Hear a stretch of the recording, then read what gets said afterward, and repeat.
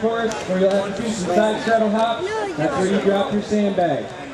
Everybody drops the sandbag, and there'll be a Marine that's out there to help you understand that. All right. Then you go up and do the whole entire course, keeping safety in mind, looking up and down, all around. If there's a really fast team out here, you know what they're doing, right?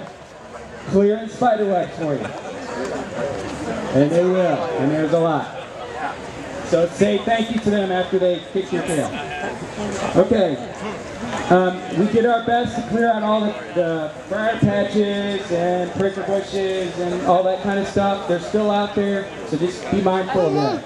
Also, on some of the areas where you're doing low crawl or getting close to the trees, you get treats of poison oak and poison ivy.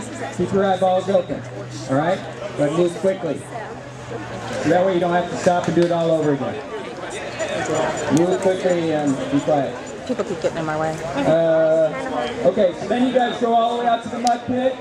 Go all the way out to the mud pit. On that way, you'll have to pick up 3 sandbags here, and you'll pick up 4. You carry them about 100 feet, drop them, go to the mud pit, come back, pick them up again, drop them about 100 feet later.